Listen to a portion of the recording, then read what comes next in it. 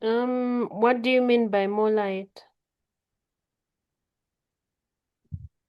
There are something I haven't understood. How Robert, do have you we? have you done summary in class? Yes, teacher. Mm-hmm. What do you remember about the summary that you have done in class? What I remember is that when we are writing the heading, we start with the word the.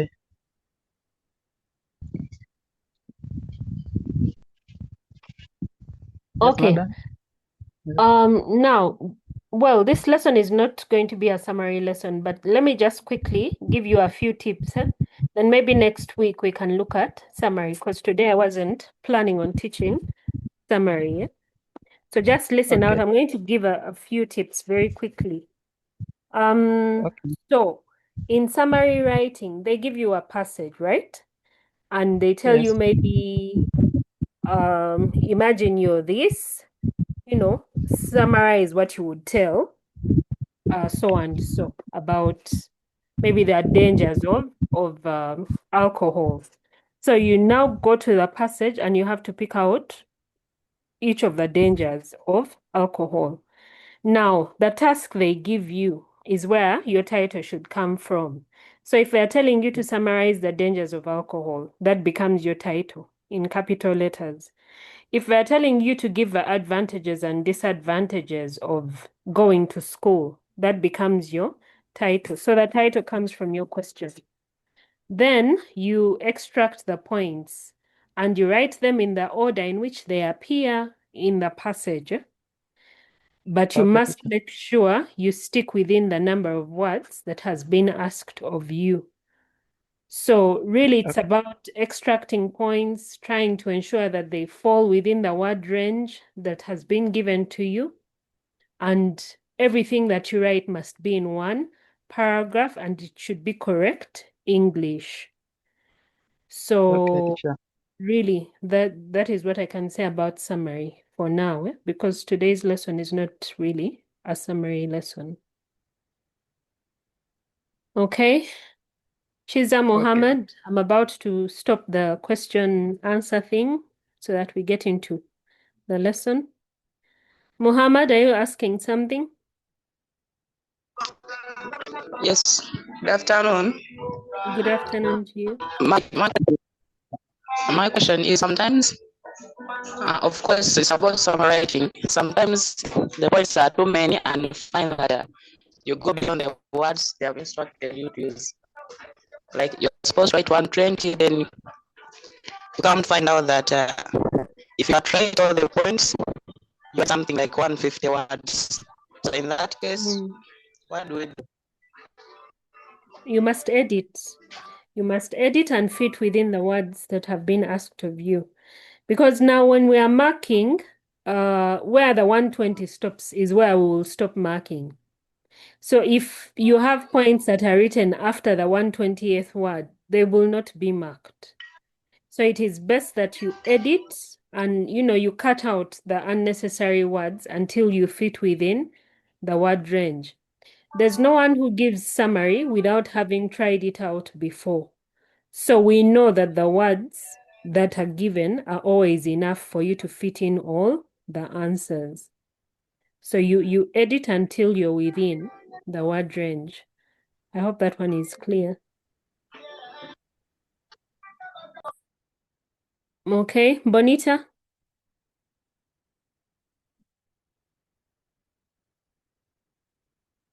How many commas are advisable to use the sentence while writing a summary? Only two at most. Okay. At most, only two. Bonita, you can remove your video. I think it will distract your friends. Abdul Fattah, please go ahead and ask.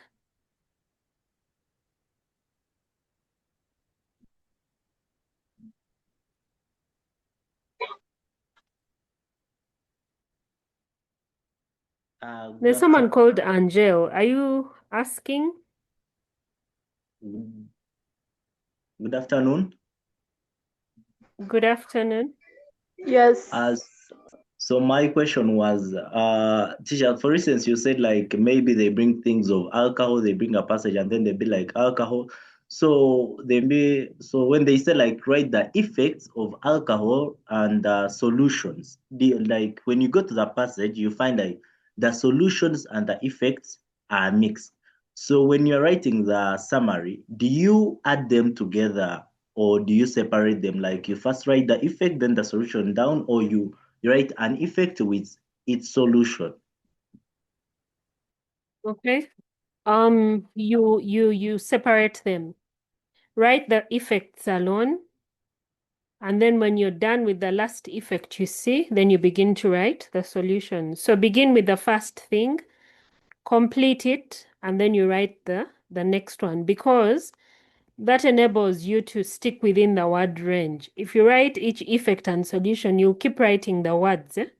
But if you deal with one thing first and then you deal with the second one, it helps you, because then you write one topic sentence and someone knows that everything that is coming after that are effects, so everything that is coming after that are solutions.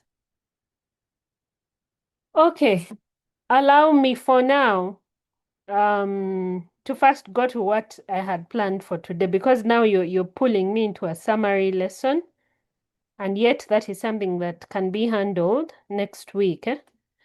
So can all of you put down your hands, except if you're asking a question that is outside summary? I want to see hands reducing. Good. Okay, so next week we're going to look at summaries. Please write all your questions somewhere and then prepare to ask them as the lesson goes on. Jean Carl, your hand has remained up. What's up? Just like so this one is not about summary, it's actually about item 2. So they just give like a simple answering format, like how should we give our answers in item 2? Answers in item 2 depend on the question. Item 2 has 6 questions, right? Yes. Now, each of those questions is different. Yes. You must make sure that you use correct English, correct grammar, and that your spelling is correct. Because the minute you have wrong spelling, the minute you have grammar that is incorrect, you lose all the 5 or 6 marks or 4 marks.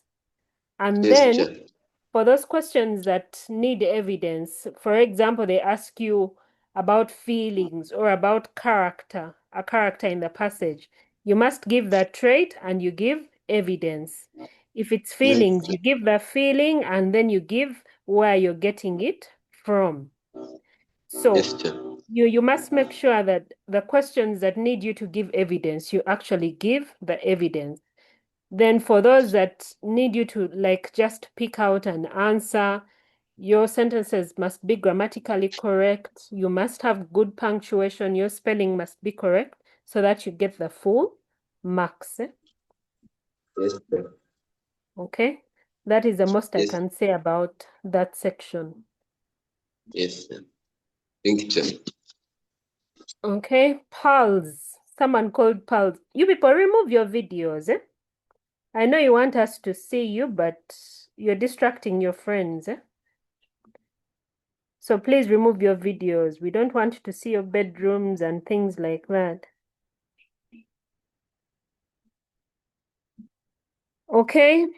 Pulse has feared to ask. Noeline?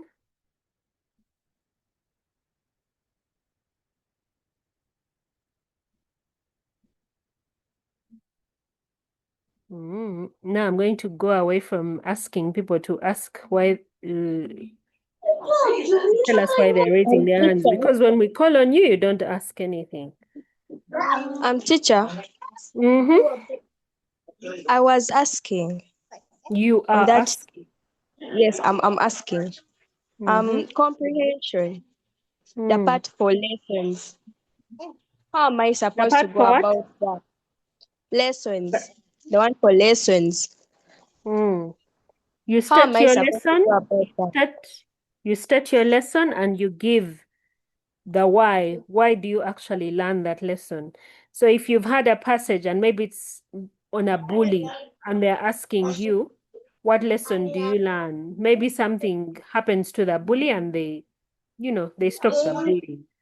So you're supposed to say how you learn to treat people equally because in the passage, the bully is punished for what they do and things like that.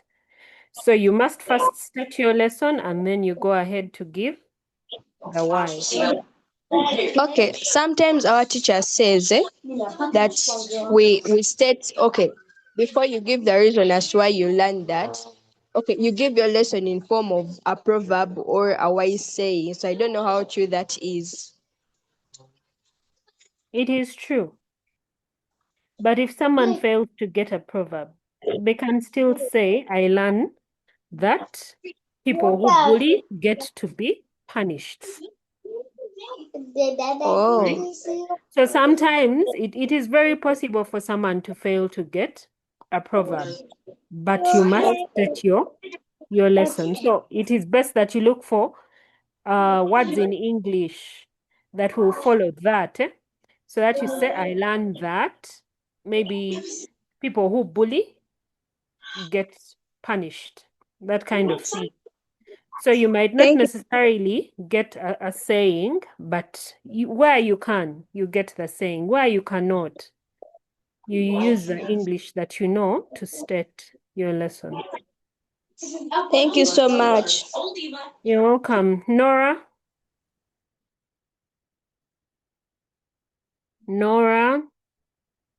Vicky. Madam, Mm-hmm. I just had something to say about the lessons. Back at school, we were told, both in English and literature, that we are not meant to begin a lesson with I learn, that it's incorrect. Well, your teachers tell you that because chances are high that when you say I learn, you're going to say I learn to be. And yet, when you're talking about being, it becomes character. If you're not born, for lack of a better example, allow me to use this one. If you're not born intelligent, you can't learn to be intelligent, right? But you learn that situations call for intelligence. So because your teachers want you to avoid putting a character trait as your next thing, that is why we discourage the I learn to be. But otherwise, not that it is incorrect, but because we want to avoid it. So that Okay. just it is better for someone to just say, maybe one of the lessons from the passage is that crime is punished. Okay? So just to Yes, madam. avoid that business of putting character traits. Thank you. Last question from Josh Wanda. The rest, please keep your questions or put them in the chat. Then probably towards the end, I am hoping the chat is not full of other things. Towards the end, I will get some time to actually answer. Okay, Josh Wanda, please ask.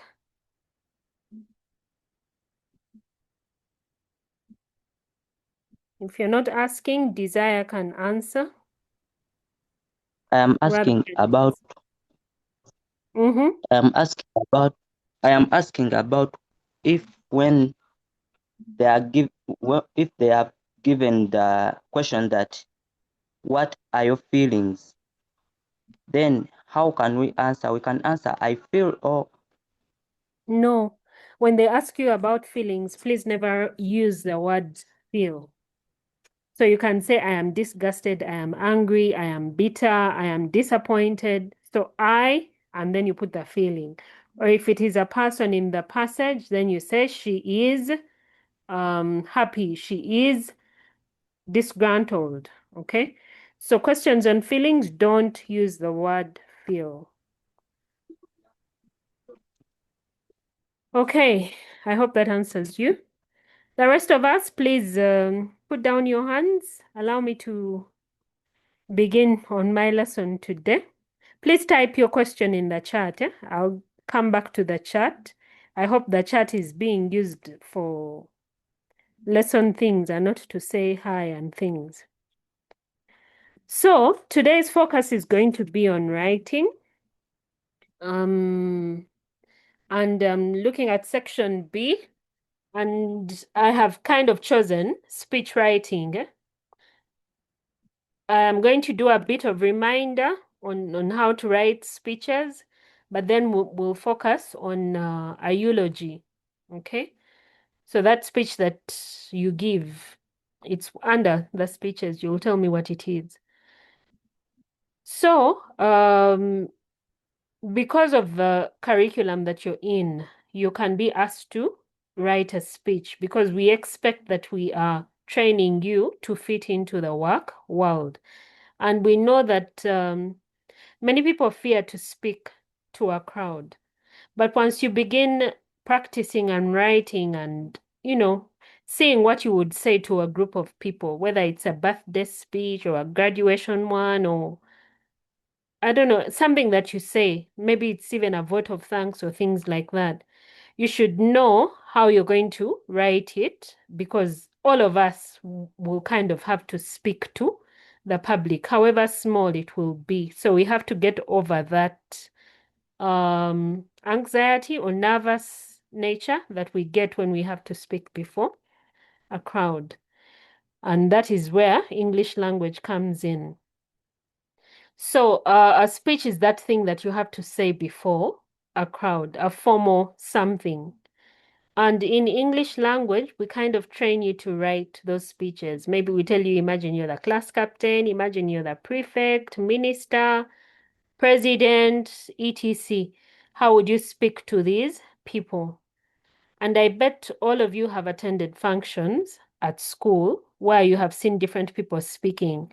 And somehow in your mind, you will know that when teacher so and so is standing up to speak, then expect jokes and, they'll speak well. If it is teacher so and so, you can even go to sleep. I think we make those judgments inevitably. So how are we going to train ourselves not to put people to sleep? Now, that is what we do in speech writing.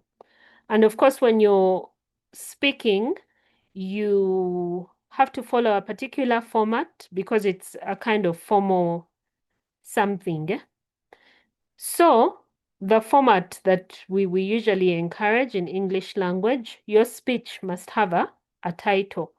That one goes without saying. Every English aspect you're going to write on, please always ensure that it has a title. And that title must be in capital letters. So the minute you write it in capital letters, you don't have to underline. Because many of us, I think, go for the English paper without a ruler even. So to prevent losing that mark for title, please ensure that you always put it in capital letters. I am hoping that people are, jotting some notes down so that you remember these things. But I also know that some of you have studied this in class, so it's just a reminder. Now, after you have written your title, the very first paragraph you write should contain what we call protocol. And that protocol should be in order, like descending order from the highest to the lowest among your audience. So usually we encourage you to start with any religious people if they are there. Then you can go to any government officials. So you begin with the church, then you can go to the president or minister or LC1 chairman, whatever. And then you can have other people in there. So you write your protocol in descending order from the highest ranking to the lowest. Then you must greet your audience. So whether you're going to say good afternoon, good morning, You keep it formal. Sometimes students have asked me, what if I write, I greet you in the name of Jesus Christ? Now you have to be careful before you write that, because your audience might not all be subscribing to Christianity. So you have to cater for everyone. That is why we usually encourage you to use the formal greetings, good morning, good evening, because those ones cater for everyone, no matter your faith. Then, after greeting people, you have to introduce yourself. Now, this can be in another paragraph. And so for every speech you give, you must introduce yourself. You say your name. Sometimes a question gives you what position you're in, include that position. Are you speaking as head boy? Are you speaking as a head teacher? Are you speaking as a minister? Okay. And then any other information that you feel is important. So it could be where you work. If the question has kind of tagged you to an organization, it could be where you go to school. But for purposes of UNEB, please never write your school's name anywhere, okay? So that you prevent any bias to your school. So if you decide that you're going to put a name of a school, cook up a name that you're going to write. Now, after you've introduced yourself, then you introduce your topic. So I am here to speak about maybe sports day, or as the minister of maybe ICT, I am here before you to actually tell you the advantages and disadvantages of technology, or to show you how technology affects our teenagers and things like that. So you must introduce your topic, and then you can now get into your body where you give, whether you're going to talk about advantages or disadvantages, if you're going to encourage people to go for sports or eat their meals, if that is what the question is on, and things like that. So in your body, you're now giving the actual speech. And in your body is where we encourage you to use quotations, sayings, proverbs. You can bring in some humor to keep the crowd actively listening to what you're saying. Then after you have written, your body can have about 3 to 5 paragraphs. Then you can then conclude.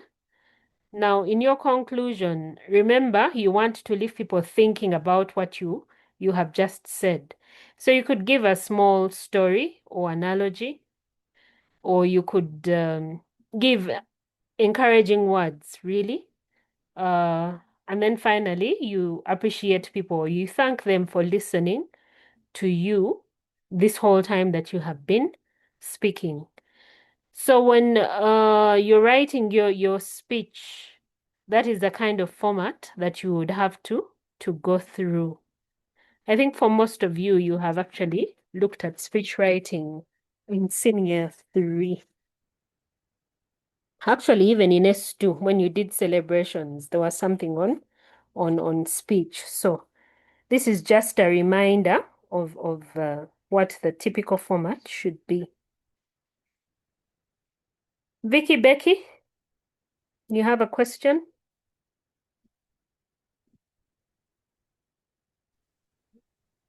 Madam, good afternoon. Good afternoon. Yeah, we learned about speech writing in S3, but actually on title, they told us Vicky, I've lost you. They told you?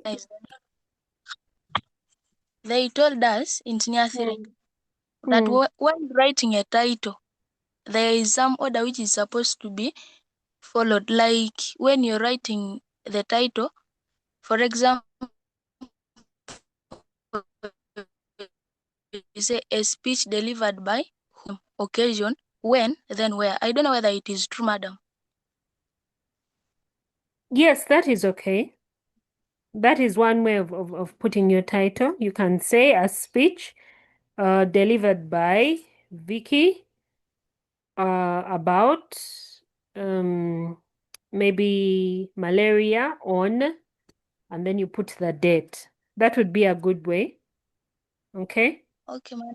Yes. Then someone else can also just give a normal title. Like if you look at Jacent on the screen, that speech was given by Martin Luther King. You can just give it that kind of title. I have a dream speech. So there should be the word speech in your title. Now the rest is entirely up to you. Because even if you put your name, you're going to say it again in the actual speech. So it might not be very important to have it in the title. So really, it's up to you. But the word speech must be there in your title. Okay? Okay, madam. Thank you. There's a name I'm failing to pronounce. Is it Rivix RJ? Whatever that means. Please go ahead.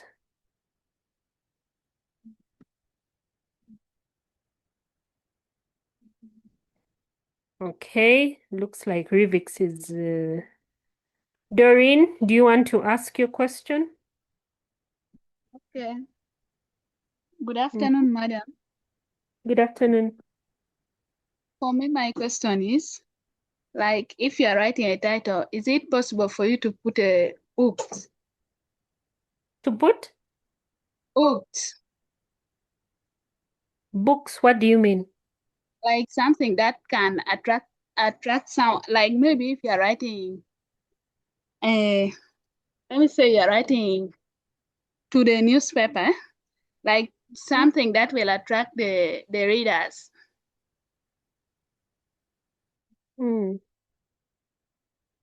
Are you asking, I'm failing to understand your question. Are you asking if you can write a title of a book as the title of your speech? Is that what you're asking?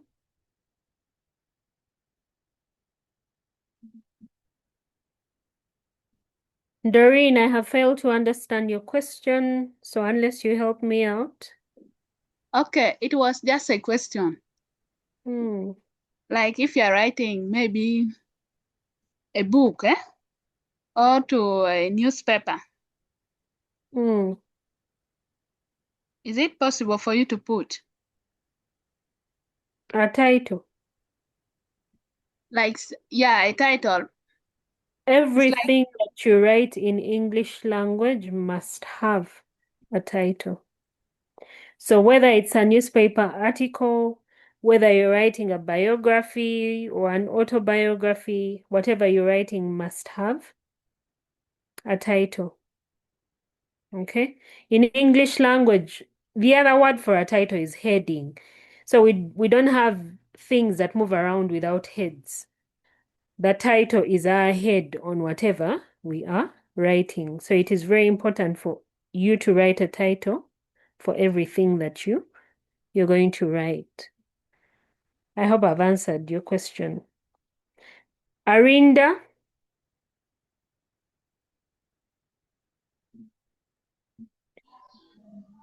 Excuse me, teacher.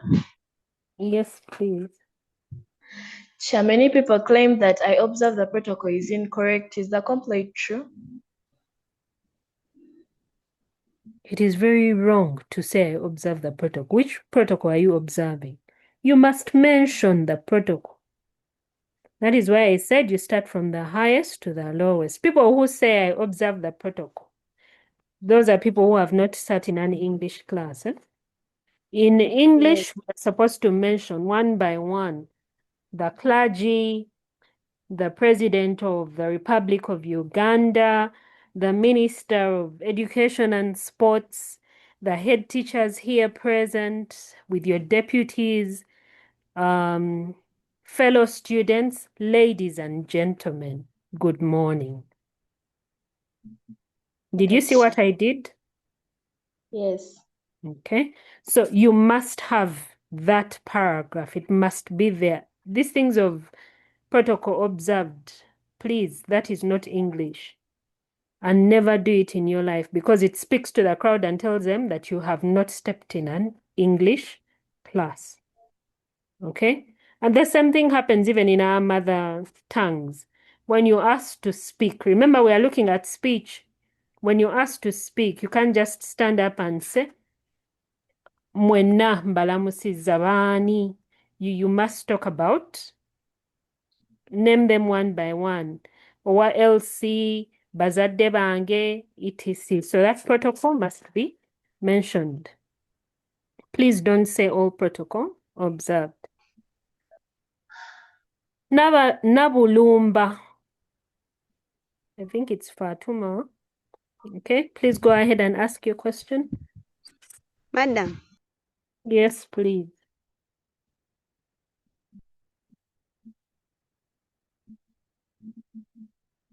Please ask.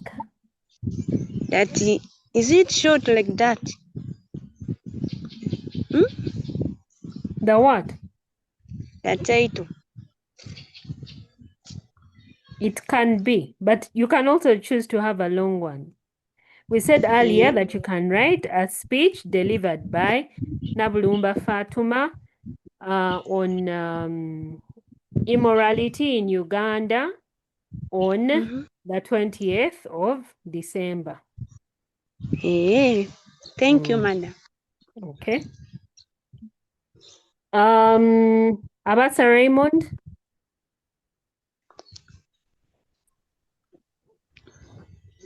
Well, thank you, madam.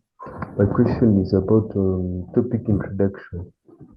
Is it okay to begin? Today I'm going to give a speech about okay, another example.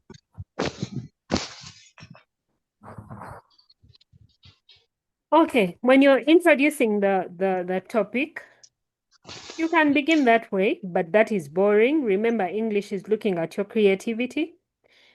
Someone can say, you can choose to say something like, a wise man once said that those who do things in the dark, they'll always come out to light. I'm here to talk about immorality and how it affects you when it is exposed. So you give you don't have to say the way you said it. You can give it a bit of flesh so that you sound interesting. Remember, when you're speaking, you're trying to get the attention of the people that you're talking to, and you can only get that attention through the words that you are saying. Raymond, I hope that answers your question. Rita Tiana.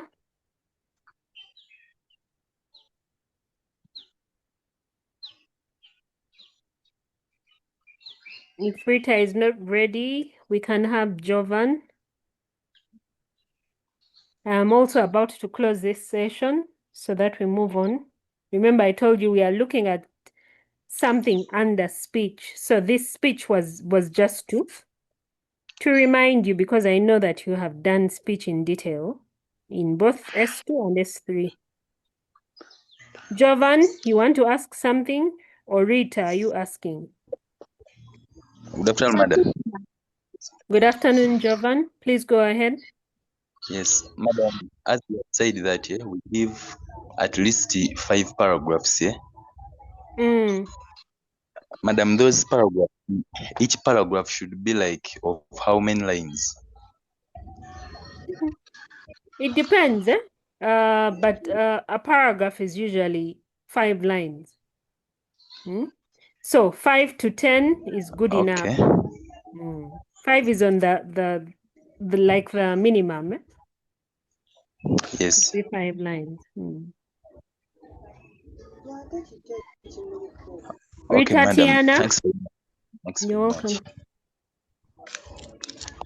Or Sisi. I think Sisi, you'll be our last question. Then we move on.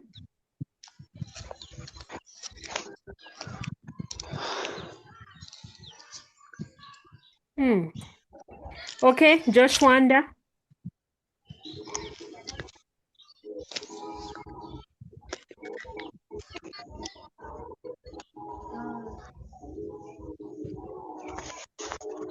Good afternoon. Good afternoon. Please go asking. ahead and ask. Teacher, now I have a question about greetings. Like, for example, usually after observing the protocol, like when I'm delivering a speech, not at school but somewhere else, can I say ladies and gentlemen, and then I say good morning?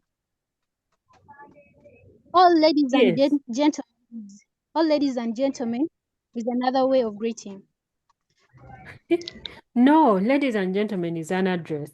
Now, we put the ladies and gentlemen for just in cases, someone you've missed out in mentioning in the protocol.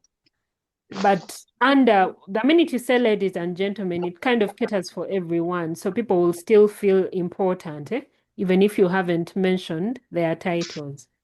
So ladies and Yeah, gentlemen in itself is protocol. It is part of protocol. It's the okay, good now I felt morning or like good afternoon, which is.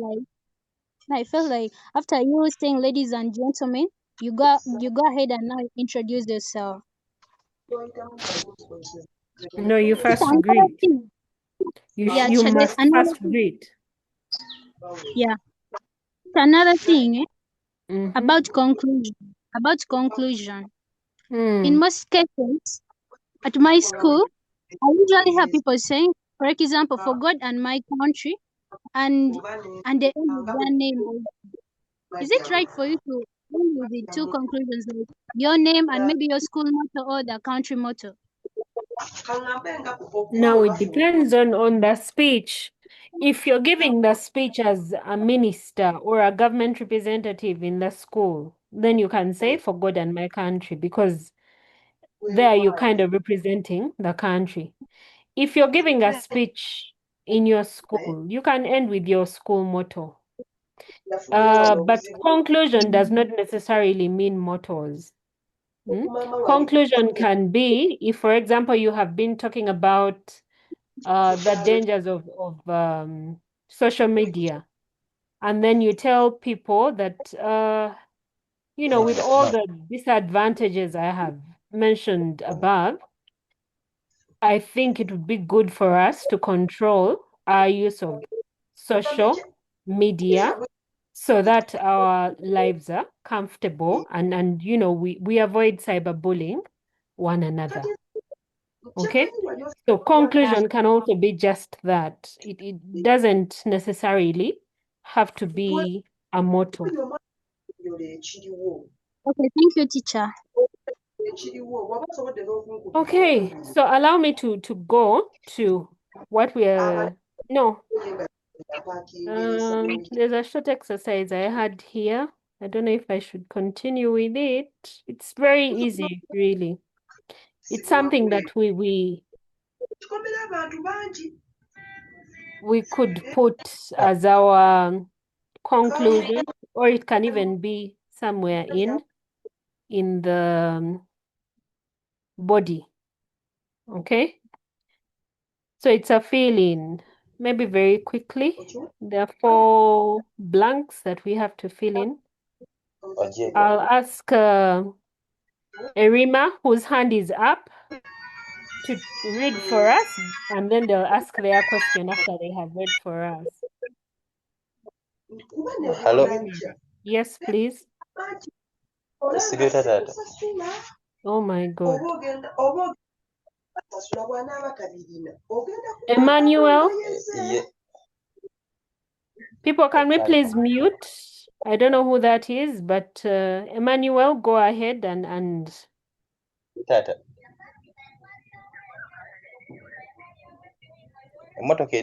Good afternoon, madam. good afternoon to you. So I was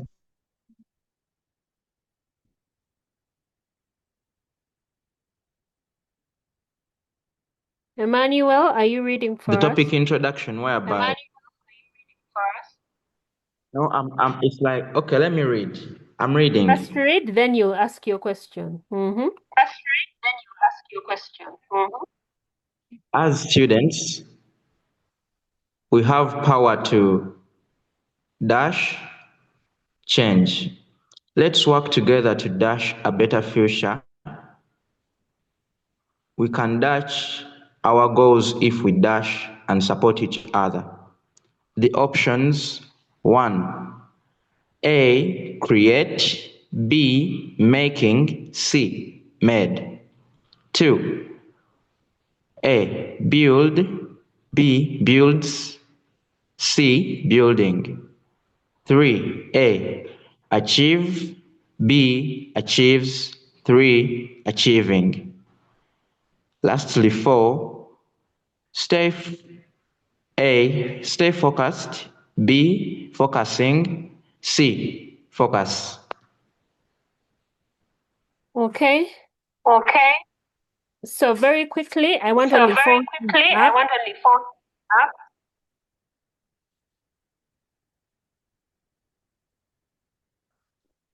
Yeah, madam, can I like fill in? Yes, please. Yes, please. As students, we have let's work together to build a better future.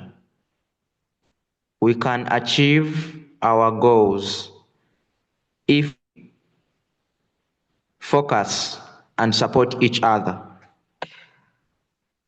Okay, if we focus or if we stay focused. So this Okay, was just we focus or if we something. stay focused. So this was just something.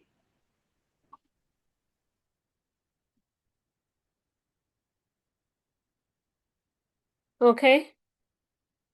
This is just something to give us some light on what we can include in our conclusion. Okay? Someone can make it as simple as that. Right. So Emmanuel, because you read for us, please go ahead and ask your question as we move to the next thing. Yes, madam. I was requesting you to enlighten me about the topic introduction. Okay. So topic introduction or Okay. introducing your Topic topic introduction. is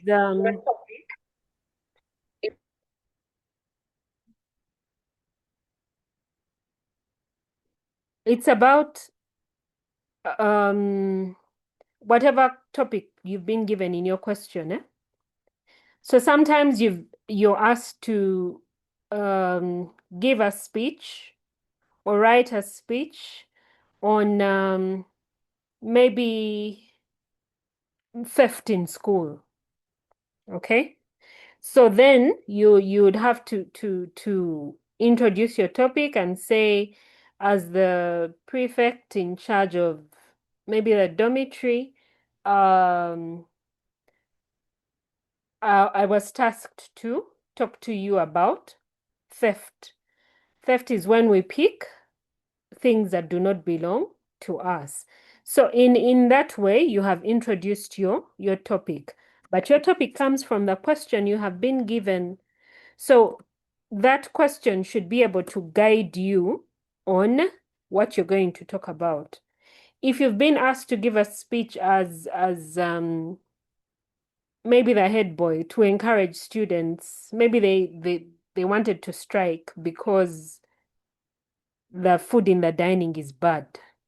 So you're asked to give a speech or to say something to the students.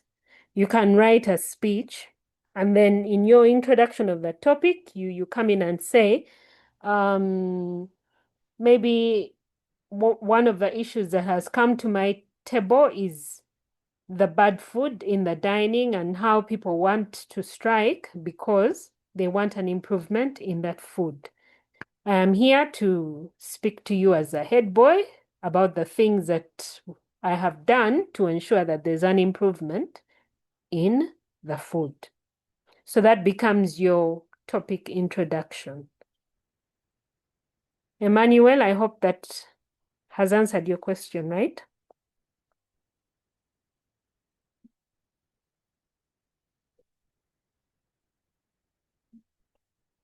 Okay, Emmanuel is not answering. Melvin, your hand is up.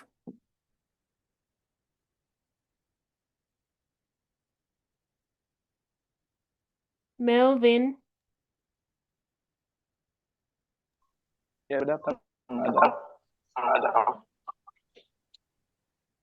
Mm-hmm. My question is about contract. Melvin, I can't hear you clearly. Like, what do we conclude? I say, like, as a one trying to say,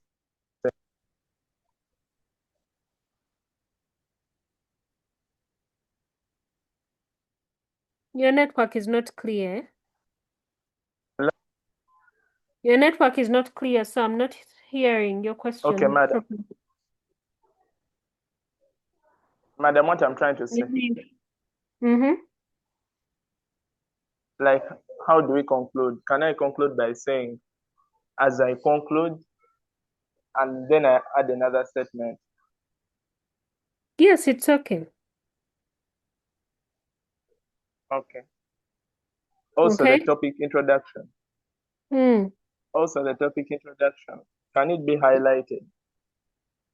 What do you mean by highlighted? Okay, like, or you underline it, something No, like please that. don't underline. No. Okay? Just write whatever you are saying. Don't underline anything. That is why even for the title, we just encourage you to write it in capital letters. So don't highlight anything. Everything is supposed to be in paragraph form. So Don't the title, highlight, don't we don't underline. underline the title. If you write it in capital letters, you don't underline it. You only underline it if you have written in small letters, Okay. which I discourage because chances are high you'll forget to underline. Remember, when people are going for English language, rarely do they think about carrying a ruler. So it is best that you write your titles in capital letters and you leave it at that. Thank you, madam. You're welcome. Sumaya Atala, please go ahead and ask.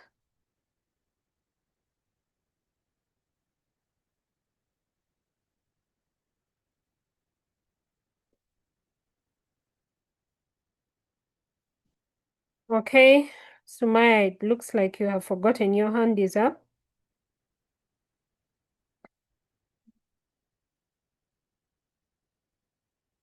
Gloria, please go ahead and ask.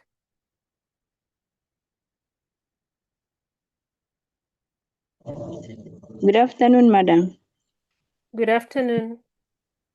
Okay, my question was Is when we are writing a speech, are we allowed like to use like proverbs, idioms, that kind of stuff, Yes, I said that you can include proverbs, idioms, quotations, anything that will make your speech colorful because you have to keep the attention of the people you're speaking to. So you can start with a quotation in your topic introduction if that's what you want.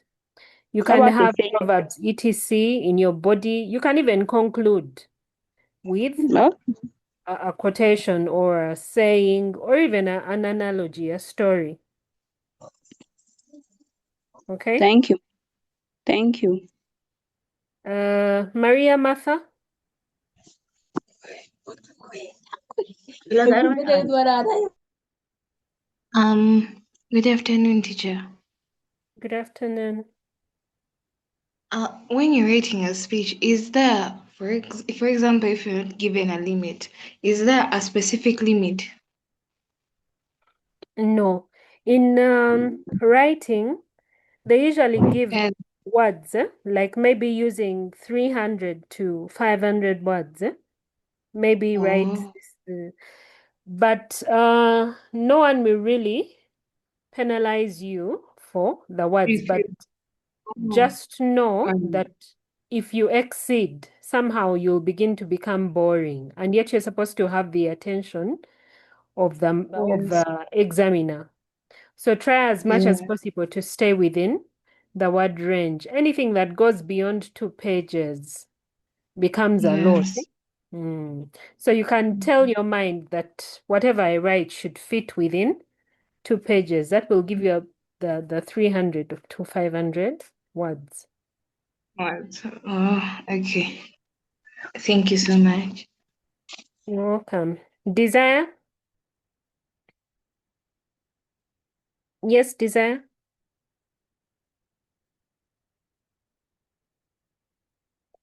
Okay, if Desire is not asking, Bonita, do you want to ask? Then we move on. Yes, madam. Good afternoon, madam. Good Madam, afternoon. like you say, for example, they have asked you to write a speech about effect of early pregnancy, yeah? Then you write like you follow all the procedures and only give one effect. Do you get the full marks or Yes, you'd not necessarily full marks, but you'd get marks. Why I'm saying not necessarily full marks, in your when we are marking writing, we mark the format, we mark the content, and we also mark the language. Now, under content, we would expect that you give at least three things, not just one. So you'd get marks for the format, you'd get marks for the language, but you might miss out on 1 or 2 scores for the content. Okay, But thank you, please madam. try as much as possible to have at least 3 issues that you write on. Okay. Thank you, madam. Welcome. Catherine Nangovi.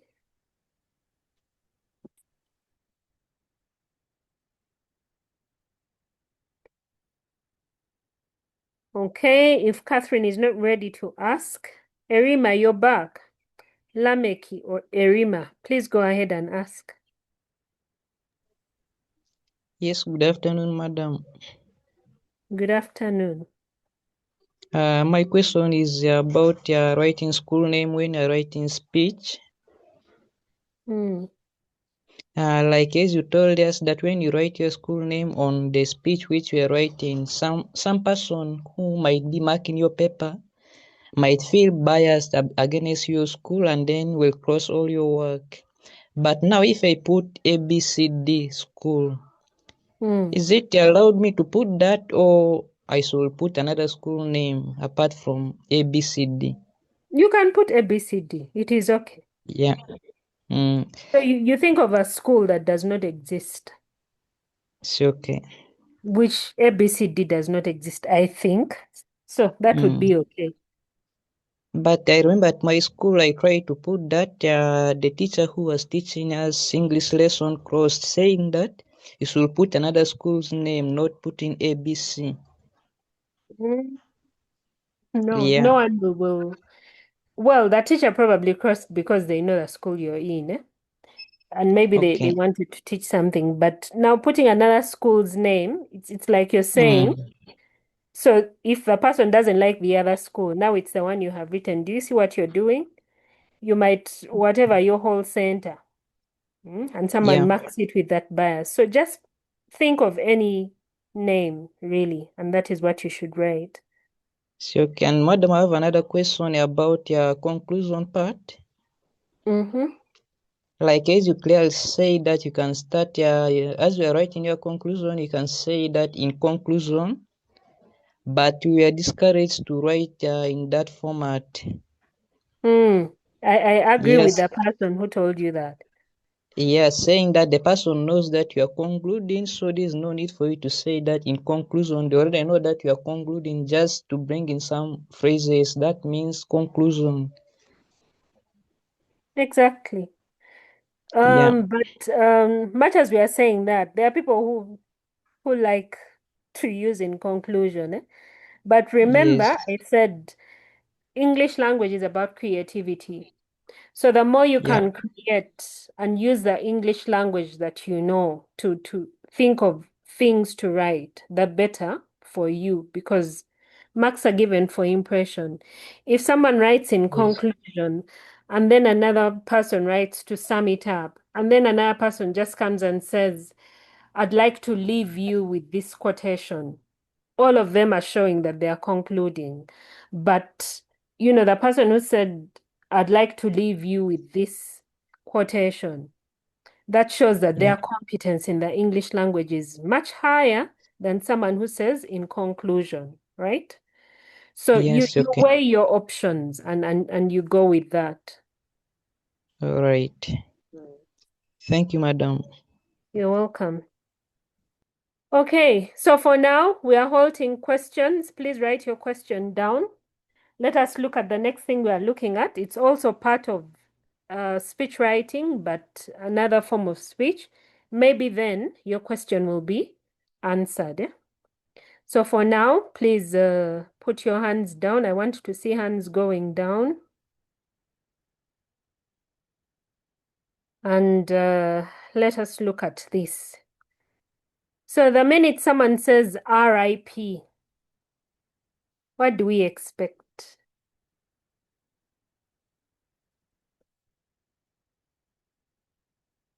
Yes, Abigail. Yeah, good afternoon. Good afternoon. I think when someone says, is it still in speech writing? Yes. I think you're supposed to write a eulogy. Okay. So RIP is about rest in peace. So you're supposed to think of a eulogy, that speech that we say when someone has died. And Irina, your hand is up. You want to tell us something? Okay, Irina's hand has gone down. Trish, what do you have to say? So, teacher, I was just asking about the other speed stuff, but I never got a chance for you to pick me. So I was asking that when I'm writing my speech, should I use stories or examples? Anything. Remember, I said it's about creativity. So whatever comes to mind works. Okay, if you decide to use a story, well and good, but the story should be short. Don't use a story that is going to span 3 pages. Okay. If you Thank you. decide to use examples, that is also okay. So it depends on the speech that you are writing. Okay. Okay. Aria or Araya, I don't know which pronunciation you take. You want to tell us about the eulogy? Yes, good afternoon, madam. Good afternoon. I want to give the definition of a eulogy. Yes, please. A eulogy is a speech or piece of writing that praises someone, usually delivered at a funeral or memorial service. Very good. Okay. Piece of writing delivered at a funeral, praising someone or saying good things about that person. Yes. So it is given to celebrate the dead person's life. The key word here is celebrate. Now, when you're celebrating someone, you don't tell us about their negative things. But if you do choose to say something negative, you must spin it so that it ends up in a positive way. What am I saying? For example, many of us have grown up in homes where our parents are a bit strict. I think recently some of you saw the mother who slapped her child. I don't know how many of you have seen that video. I think it was trending on TikTok or something. And this mother was slapping her child, and everyone is actually asking, how could the mother do that? What? But from that action, you can tell probably the mother is tough or she was very angry.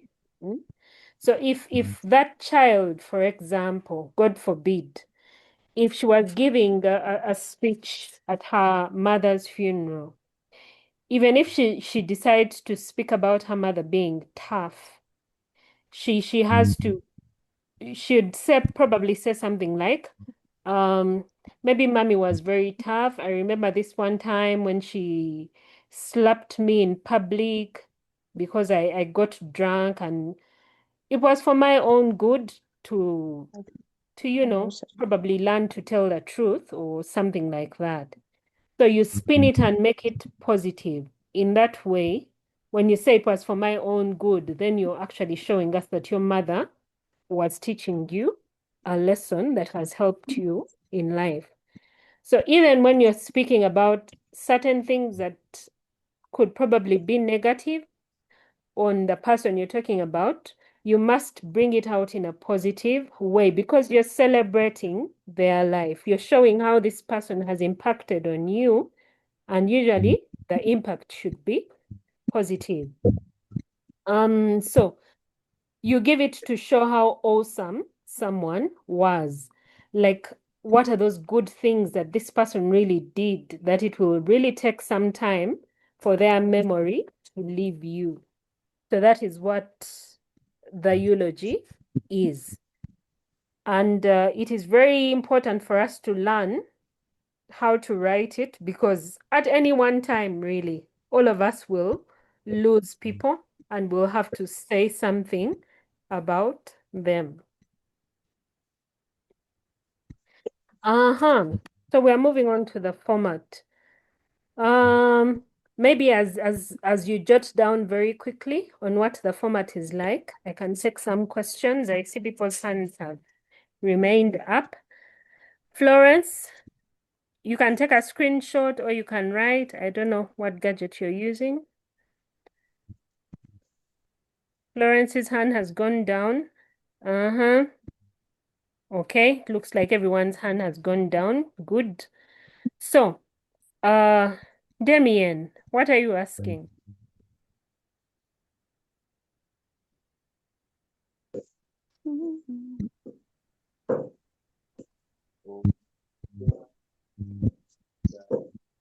Damien, Jason, are you asking something? Desire, are you asking?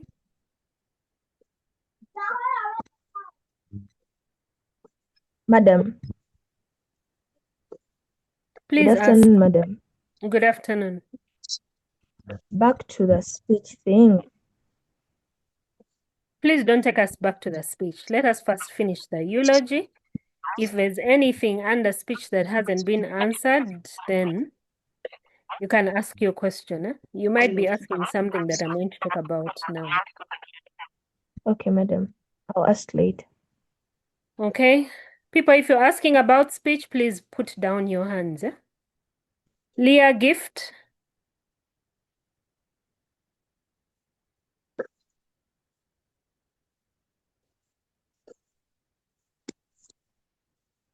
Okay. So I think I've given you enough time to write something or to take a screenshot. So when we are writing a eulogy, like I said, in English language, the title always comes first. And your title, to be on the safe side, just write it in capital letters. You could say something like a eulogy on the life of, you put a name, who died on this and this day. Or you can write something like a eulogy in maybe Christ the King Church on the life of so and so. Okay? You can even include a date. A eulogy given on 3rd October at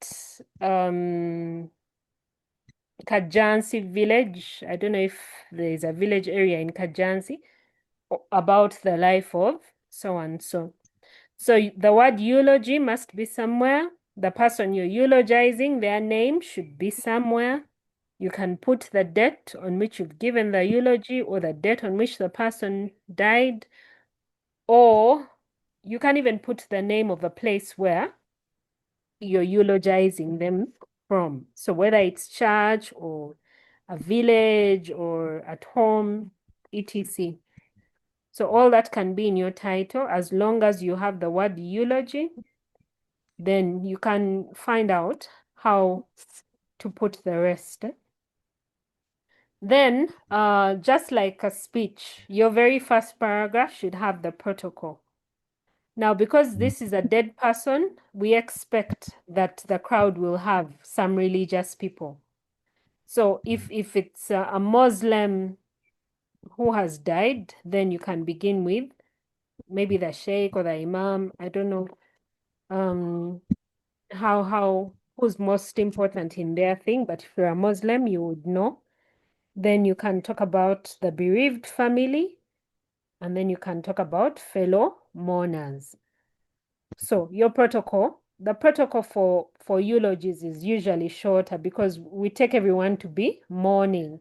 So you can just talk about the clergy, and then you say fellow mourners. Or if you're not part of the bereaved family, then you can talk about the clergy, the bereaved family, then fellow mourners. So those three. And then you can greet them, ladies and gentlemen, good afternoon or good evening, or depending on the time at which you give your eulogy. Then after you have done that in one paragraph, in your next paragraph, you introduce yourself. So your second paragraph should have a self-introduction. My name is so-and-so, the daughter of the bereaved, or my name is so-and-so, a friend to so-and-so. You people have the habit of calling each other besties. That can become part of your introduction. But of course, keep in mind that you're writing something formal. So you'd probably say something like, my name is Giovanni, something, a very good friend to the deceased. We usually called each other besties. So you bring in that element of how close you were to them. And if you're the daughter, you mentioned, so you should say the relationship between you and the speaker. Now that is all part of your introduction. So how are you related to the deceased? Okay. Then after that, you get into the body. Now in your body, you can say how you heard about this person's death. Did you just hear about it, or were you there when the person died? If you were there, you can then say a little bit about how they died. Then in the remaining part of your body, you can now tell us the good things that you remember about this person. What have they taught you? What memories do you have of them? If you went to school together, if there are certain activities that you enjoy together, maybe you were swimming buddies, or you used to play chess together, or football at the village pitch, or things like that. So those memories all come in there.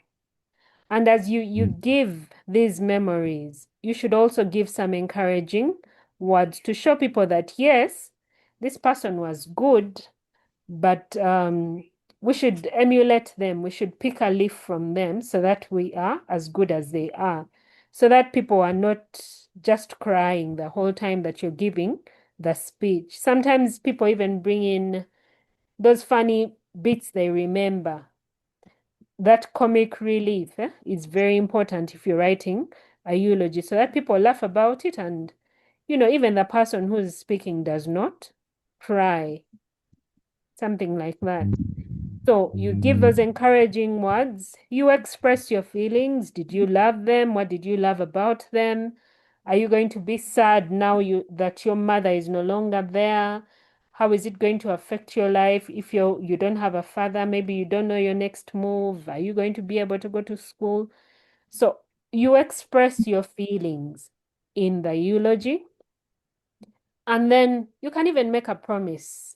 If, for example, you have lost your parents, what are you promising? Are you going to make them proud and ensure that you finish school, Are you going to start up that business that you know your mother always wanted to start up and never did? Are you going to ensure that if you're a firstborn, for example, that all your siblings go to school? So you make a promise of some sort that will kind of leave this person's memory behind. Maybe you're going to start up a fund that supports children on their behalf. So you name it the dead person's name fund kind of thing. So you make a promise as well where you can. All that is part of your body. Eh? So you go the extra mile to write as much as possible about what you remember with this person, the good memories, you express your feelings, you encourage the audience. If there are any promises that you can make, you go right ahead. Maybe you're giving mabugo. If you're speaking as a minister at a barrio, you could actually be looking after one of the orphans in school and things like that. Then finally, you write your conclusion. Now, conclusion can be something as simple as, this person was so good that we should try to be like them. And so you leave people with that element of trying to copy this person's good attributes. Or you could, maybe there's a song that this person liked, and you're making people to sing it with all these words. I pray that so and so rests in peace. And I ask that maybe as a mourners, we sing this song that so and so liked, or I ask the choir to sing this song that my mother liked, or I don't know, any way of concluding that will actually leave people with whatever you have said in their memories. Remember, when you're writing a speech, you're actually writing it so that people stay with a memory in their minds. They don't forget this person easily. So that means that even as we do whatever we are doing on this earth, we need to remember that at some point we're going to die, and there should be some nice things that people remember about us so that they can say them at our funerals. So you conclude, you can have between 5 to 8 paragraphs, I think. Yeah. If one of them is protocol, then the other is your introduction. Those are already 2 off. Then you write all those other things in about 4 or 5 paragraphs, and then you have your concluding paragraph. Okay, so that ideally would be the format for a eulogy. Now I want us to look at a sample eulogy. Then after that sample, I think I'll take on the questions because I see people's hands have refused to go down. So allow us to look at the sample so that we have an idea of some sort on what we should or what we can write about.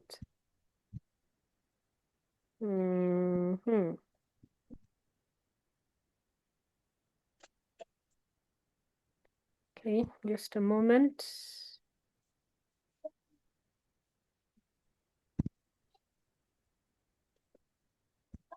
Okay. I hope we can see.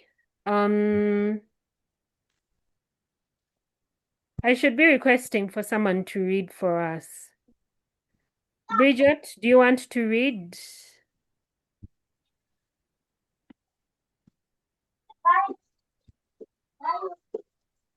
Erina, do you want to read? Yes, madam. Good afternoon. Good afternoon. Please go ahead.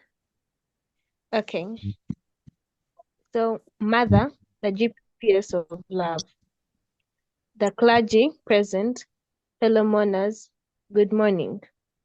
My name is Gertrude Mwebaza, the firstborn daughter of the deceased. I am standing here with my siblings to bid Mother farewell and thank God for a life well lived. To me, Mom was my guiding light. She set the example of what a good wife, mother, and friend should be. She always did her best to be patient with all of her children, and there were 5 of us. So that was no easy feat. She tried to carve out some quality time with each of us, and believe me, we were all jealous when it was someone else's turn. However, that just shows you how much we all loved her and wanted that one-on-one time with Mom. When it was your turn, you found out that she hadn't really missed out on anything that was going on in your life. She just hadn't talked with you about it yet. As for her life with Dad, she set a shining example of the kind of unconditional love required to see a marriage through good times and bad. I remember when Dad lost his job. Thank you. At least so. As for her life with Dad, she set a shining example of the kind of unconditional love required to see a marriage through good times and bad. I remember when Dad lost his job at the auto factory.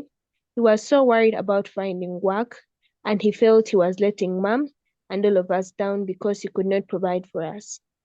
Mom gave him a big hug and told him she had no doubt that he would find another job that was good or better than the one at the factory. And she took a job as a cashier at the grocery store to tide us over until he found work again. This time as a manager in another factory instead of just working on the line. That was Mom. Always optimist, always willing to pitch in and do whatever was needed. All the time truly believing that things would work out in the end. Mom was also a fantastic friend. She always saw the good in people, and she saw the bad. She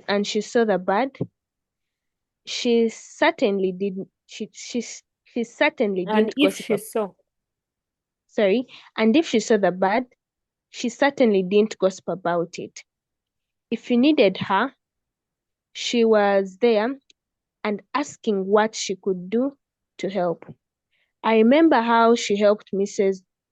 Johnson get back and forth to work one week when her car was in the shop.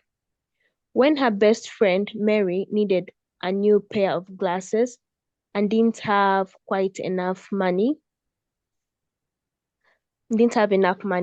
Mom insisted on loaning her the rest. Mom was there for all the highs and lows of her friends' lives, and I think the size of the gathering here is a testament to how much they all loved her. Closing. Okay.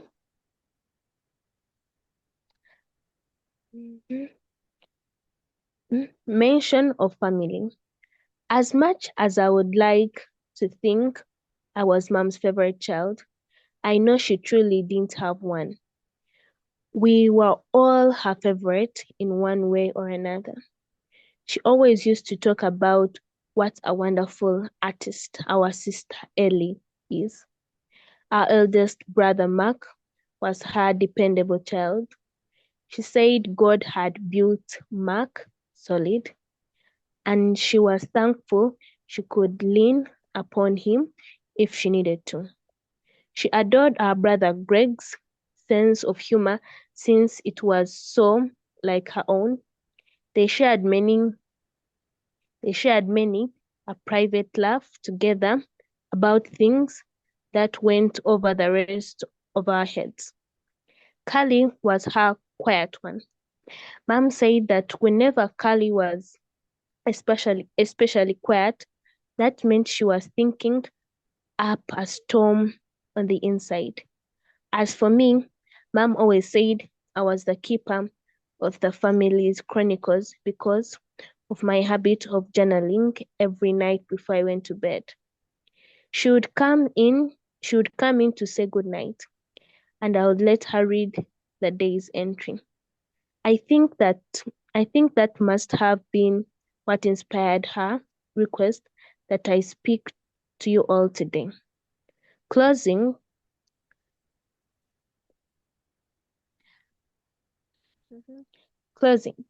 as you all know, Mom had a great deal of faith and rarely missed Sunday Mass. One hymn was her particular favorite, and I remember how she used to light up whenever Be Not Afraid was sung at Mass. She truly believed that she could pass through raging waters in the sea and not drown because God was with her the entire time. I know that's how she felt about her battle with cancer. She knew that even if cancer won, God would be there with her to carry her safely to heaven. May her soul rest in peace. In honor of Mom's faith and her life, I would like us to sing that hymn together now. Then, Okay. Thank you very much. So, welcome. when you look at this tribute, this eulogy, I hope you can see many of the things that we have talked about. The title, the protocol is there, the self-introduction, and that child's relationship with the mother. Then they get into telling us about the things the mother did, how she treated each one in the family, the kind of example she showed them as a mother and a wife to her father, and then how she treated each of her children. And you clearly see that the things that she says about her mother are good things, they are noble things. Remember, when you're writing your eulogy, you're supposed to stick to those things. So even if you knew that someone was a thief, you don't say, we're standing here to celebrate the life of so and so who was a thief. You have to leave that part out and focus on the good things. Maybe then you're looking at how this person tried whichever means possible to ensure that they provided for their family. And then finally, we see the conclusion. And this person doesn't stand up to say that mother had cancer, etc., etc. We only get to know it towards the end when she's concluding that, oh, the mother was actually sick and she died of cancer. And then we get to see the hymn being sung. So there are those things that you can keep us in suspense of until the very end when you reveal to us. Now, the way this person has written would differ from any other eulogy that you've either read or heard, but you will see that there are similarities between the ones that you have heard and this particular one. So you try and make whatever you're writing a kind of celebration of this person's life. You show that you loved the person, they did good things, and they'll always be remembered. And then, of course, the rest in peace is also important, because when we are praying for people who have died, it's inevitable that we say the R.I.P. Okay? So this is just a typical example of what a eulogy would be. You don't have to write things the way they are here, but I hope each one of us has picked an idea on what they would include in any eulogy they'd be asked to write. I think about this time is when I can take some questions or comments on the eulogy. Sharif, you seem to want to say something. Okay, now your hand has gone down. Abasa, Raymond? Well, thank you, madam, but I wanted to ask, does an eulogy have the do's and the don'ts when writing or delivering it? Raymond, please be louder than that. I've missed your comment.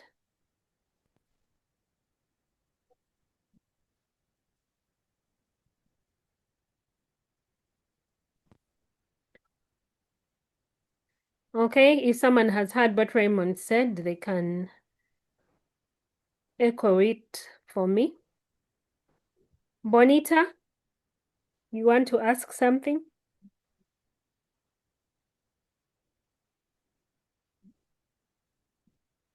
I was asking, Yes, please. an eulogy has the do's and the don'ts when writing or delivering it? What do you mean by the do's and don'ts? Because Okay, we like have said, for example, you can't say negative things about a dead person. That is a don't.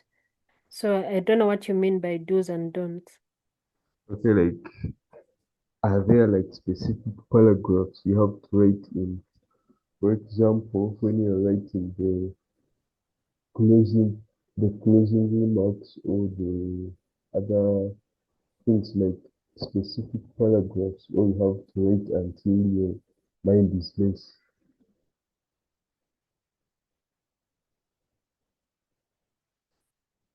But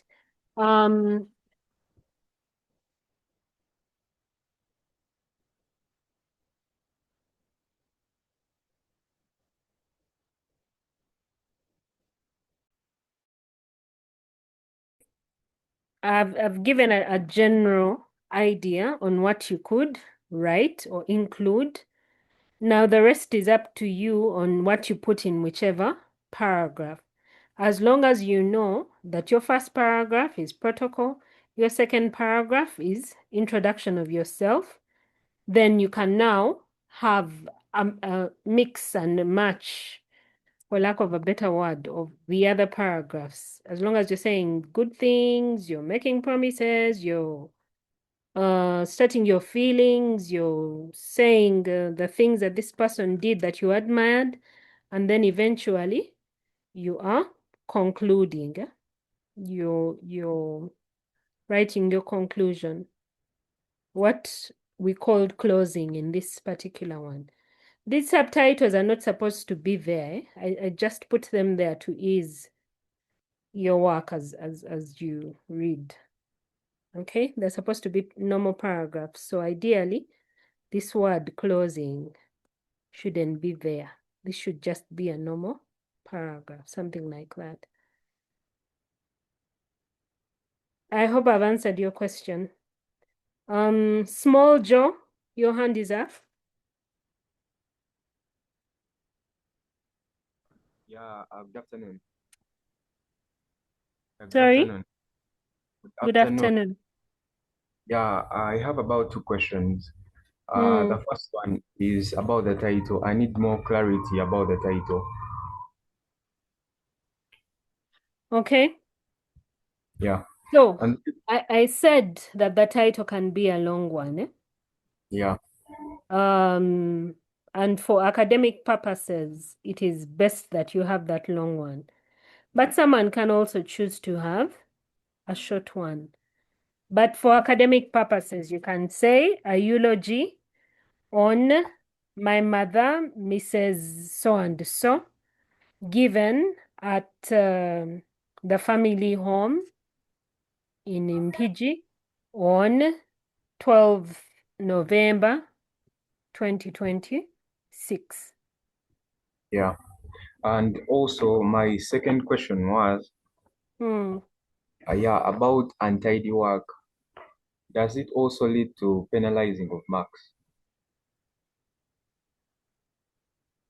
Because some marks are given for impression, the way you cross out what you don't need makes your work to be tidy or for someone to just ignore. If you just put one line through whatever word you want to cross out, that is okay. But when you keep, what would that be? Crossing. The way some of you were writing on the screen, like those WWs, but very close together. That would be untidy. It would affect a bit of your impression. Yeah. Okay. Thank you. So sometimes it's good that you plan. When you plan, you make less errors in it as you write. Okay. Sissy? Yes?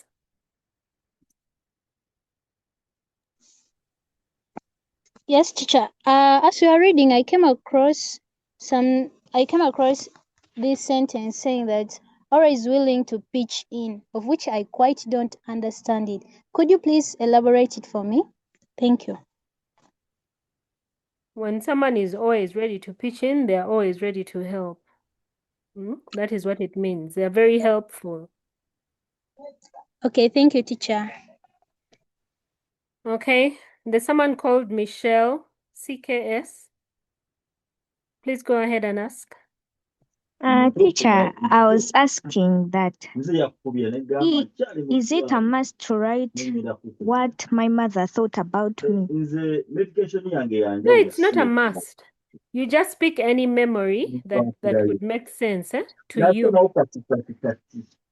Okay.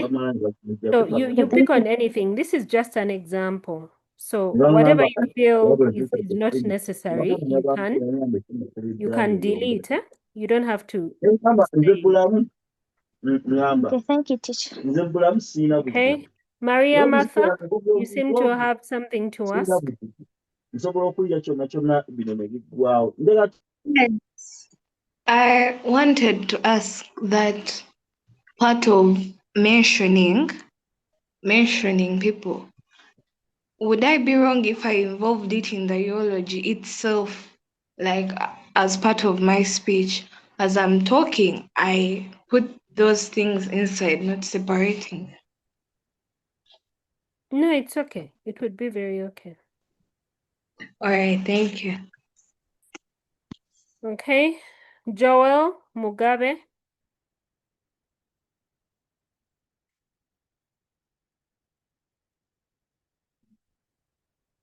Joel, are you asking?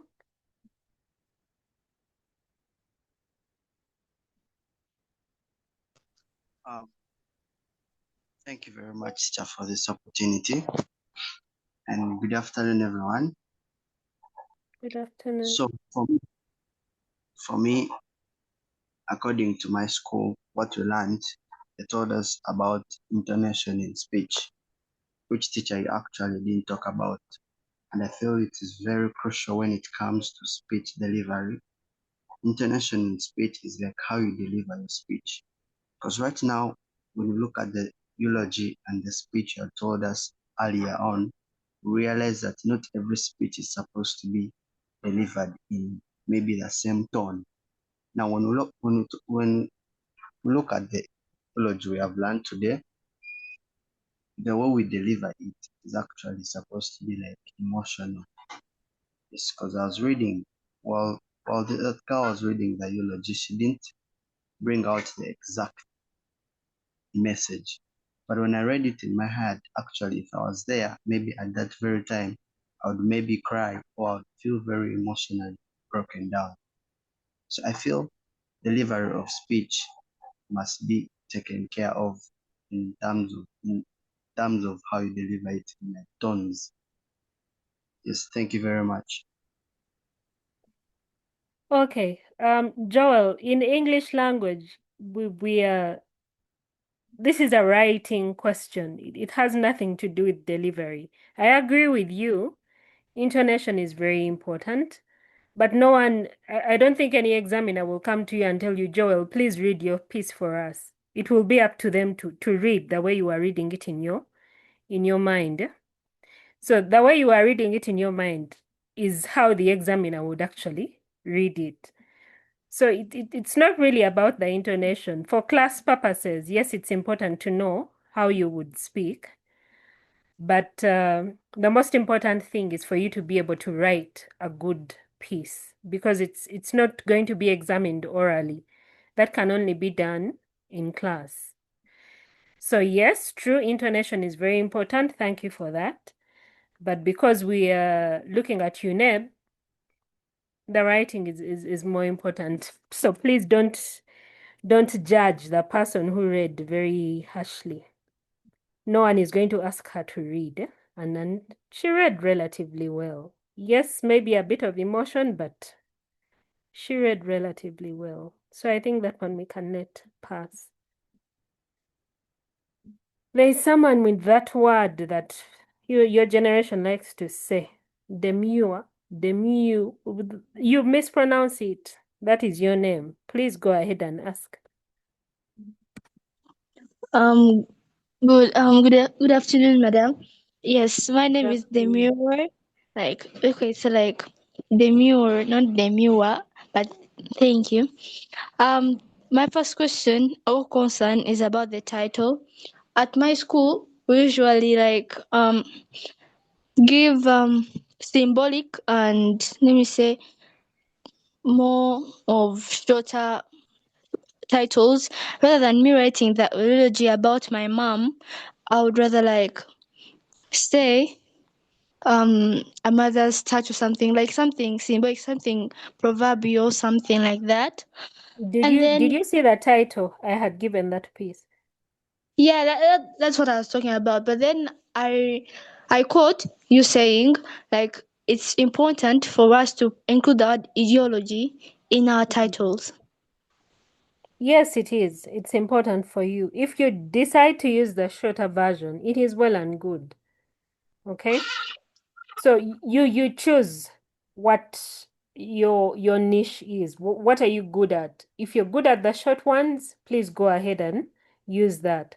But you'll find that for formal writing, we encourage you to have that word of what you're writing about.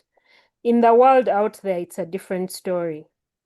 You can choose whatever. But if you're writing for UNEB, sometimes it's good that you have mother's eulogy, and then you can put a colon and then put that other thing, that shorter thing that you want to put.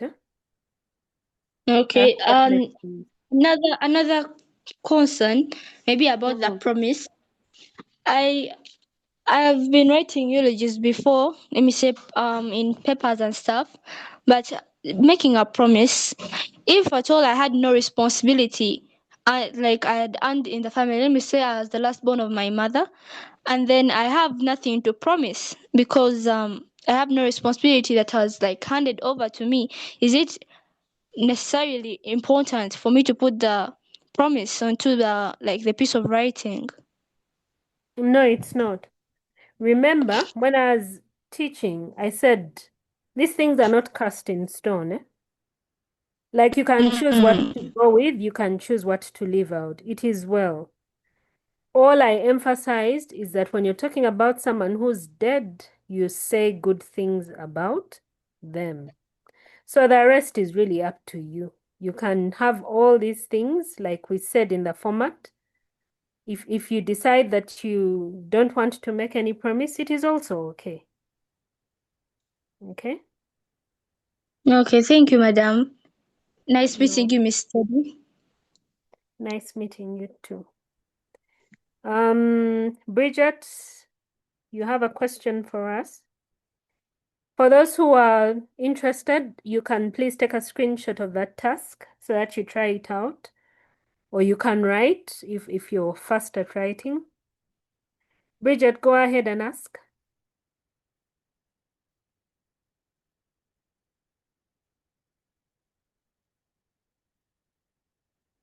Okay, if Bridget is not asking, Erima.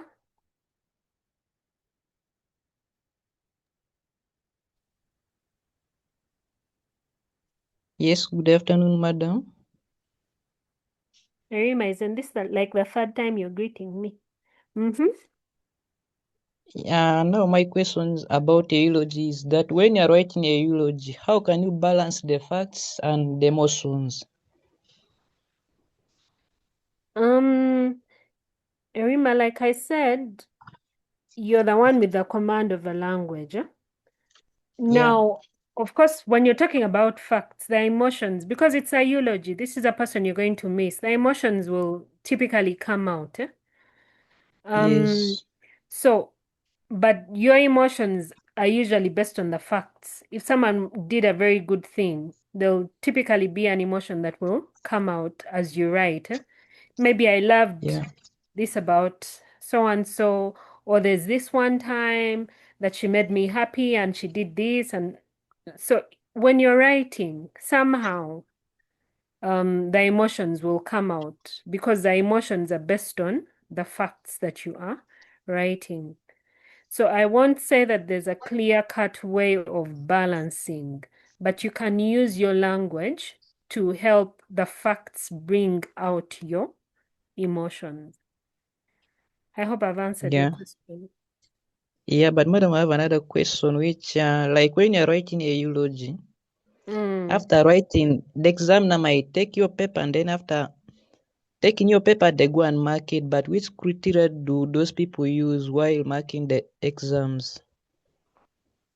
Now, criteria for writing, we're going to look at that in the next lesson. Like how do we score when we are looking at the writing section. So allow us to push it rather to next week. All right. Thank you for Sharif, your your time. hand is up. You're welcome. Sharif, I'm looking at the time. I have another lesson in the next 2 minutes, so I need to wind this up. Sharif? Madam, Yes? at the comments of the lesson, you talked about that the past papers, but for really some of us we have not yet looked at them. So I was requesting that if you have a soft copy, could you please send it in the group? Okay, I'm going to talk to Mr. Kaziba to do something about that. Thank you, madam. Okay. Is this Araya? I don't know. There's an Araya, there's an Ariela. Please ask. Okay, madam. I'm asking about the part of observing protocol. Can I state it like as in I recognize the presence of then I state the people, or? Well, you can do that, but sometimes it's best that a student just starts. The bishop, the clergy present, the president, the minister, the head teacher, you just start by mentioning, ladies and gentlemen, good afternoon. Okay? You don't have to write that I recognize. It's not important. Okay, and the other question I have, it's about the speech. Is there a maximum number of paragraphs? No, there's no maximum. But I said about between 5 to 8 paragraphs is good enough. Okay. Around 2 pages at most. That is what I can say. Okay, thank you, madam. Nice day. You too. Ariella, you're probably going to be the last. I should have asked someone to summarize for me what is in the chat. Good afternoon, madam. Good afternoon to you. I was just requesting you to please display for me the screen on which the definition of the topic of discussion is. The one which had the picture of RIP. Yeah, that one. Thank you. Okay. Kayla, Julie. I want to stop sharing so that I see what's in my chat. Julie, are you asking something? Or Vicky, Becky?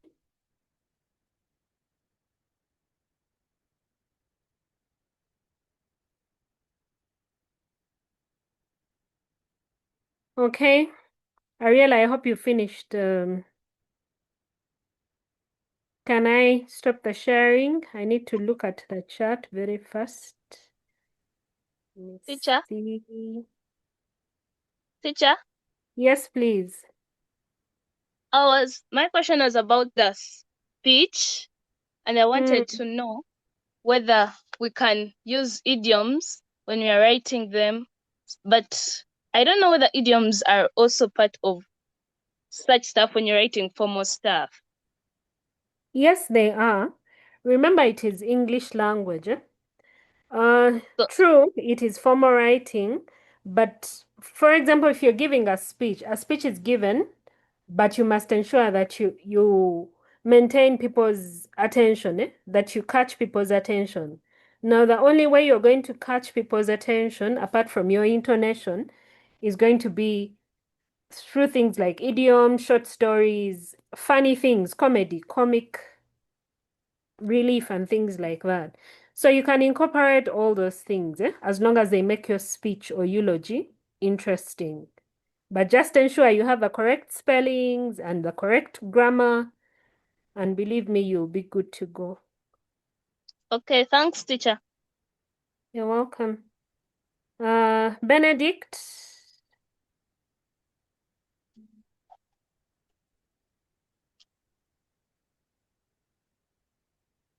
Okay, Paltan, you seem to have a question.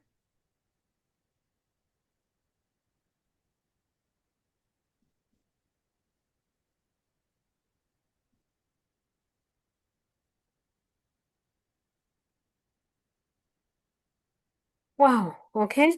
So, if I haven't called out your name, but you want to unmute yourself and ask a question, please do so before I close this.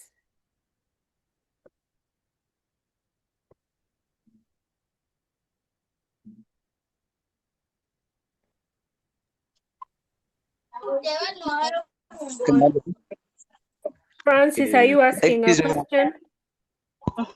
Yes, madam. Please go ahead. It's about what you talked about earlier, still in summary writing. You said we write, like, giving points, we write them according to the flow in the passage. Yes. Now, what if I had forgotten something? I'm in the final copy, or I'm in the final copy, and then I had forgotten some point. I review it, or I see it after. Can I add it at the end, or it must be where it's supposed to be? You must add it where it's supposed to be. But if I were you, I wouldn't be in a hurry to write my fair copy. The reason why you're given a rough copy is for you to be able to make all those changes. So write your rough copy, edit it, cross-check with the original copy, and then you can be able now to write your fair copy when you're very sure about what you're writing. Please always write the rough copy. It helps you a lot so that you don't make those errors. Okay, people, allow me to stop here because now I'm running a second lesson. I hope you've all learned something, and thank you very much for listening and participating, and Happy New Year. We'll meet again probably. Thank you. Week. Thank you, madam. Thank you, madam. Thank you. Thank you, madam. Bye-bye. Thank you, madam. Bye. Thank you so much. Bye. Bye. Bye, madam.